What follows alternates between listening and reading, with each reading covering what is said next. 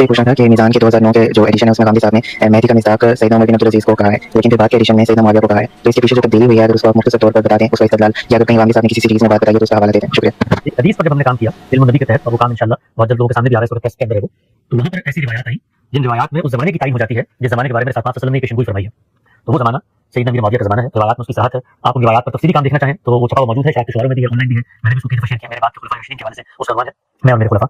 تو اس سے یہ بات واضح ہوئی کہ جس شخصیت کے عہد کی پیشن گوئی کی گئی ہے اور جو منظر کشی کی گئی ہے اور جو زمانہ بتایا گیا ہے خلافت راشدہ کی متصل بات کا، وہ سیدنا امیر معاویہ کا زمانہ ہے. اس لیے غامدی صاحب نے اپنی کتاب میزان میں پہلے جب یہ جو مہدی ہے کہ ہدایت یافتہ مہدی کا ثبوت ہوا ہے، ہماری روایت میں ہے، ہم اس تصور کو ٹھیک نہیں سمجھتے، اس کے دلائل کا موقع نہیں ہے، لیکن جو چیز روایت میں ایسا ہی ہے وہ اصل میں جس مہدی کے بارے میں ہے وہ سیدنا امیر معاویہ اس کا مصداق غالباً ہے. اس کو غامدی صاحب نے اپنی کتاب میزان میں تبدیل کر دیا. یہ بات بالکل غلط ہے، جھوٹ ہے اس حوالے سے کہ امام مہدی کی صفات کا اطلاق حضرت معاویہ کے اوپر کرنا. اس کے لیے صرف اور صرف وہی احادیث کافی ہیں جو کہ نبی علیہ السلام کے زمانے کے اندر حضرت معاویہ سے متعلق سامنے آئی کرتے ہیں. فاطمہ بنت قیس والی، جس کے اندر صحیح مسلم کے اندر دیکھیں تو 3697 کے اوپر یہ روایت مل جاتی ہے. انٹرنیشنل نمبرنگ آف صحیح مسلم کے مطابق 1480 کے اوپر بھی یہ روایت ملتی ہے. نبی علیہ السلام کے پاس آپشنز لے کے آئیں. پہلی کہ حضرت معاویہ بن ابی سفیان ابو جہم کہ انہوں نے نکاح کا پیغام ان کو بھجوایا ہے، اور دوسرا معاویہ وہ تو انتہائی فقیر ہے. ٹھیک ہے، نبی علیہ السلام نے حضرت معاویہ کے بارے میں یہ بات کہی جو کہ ہم صحیح مسلم 3697 سے آپ کے سامنے پیش کریں.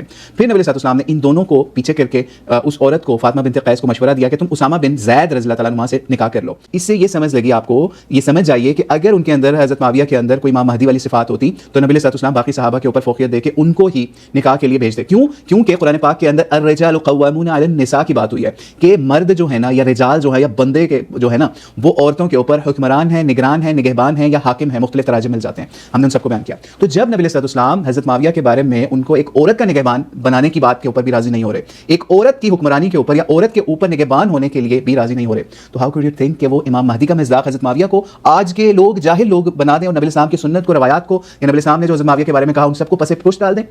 تھنک اباؤٹ اٹ، سوچیے گا اس کے بارے میں ضرور. غامدی صاحب خاص طور پہ آپ کہ جیسے آپ نے یو ٹرن مارے ہیں عمر بن عبدالعزیز سے معاویہ تک، وہ اب آپ کو دکھاتے ہیں مزید. ایک روایت ہوگی، اب دوسری روایت کے اوپر چلتے ہیں. دوسری روایت جو ہے وہ بھی صحیح مسلم سے ہے. صحیح مسلم کے اندر اگر آپ دیکھیں تو پیٹ بھرنے نہ بھرنے والی دعا والی روایت، ٹھیک ہے، 6628 انٹرنیشنل نمبرنگ کے مطابق 2604.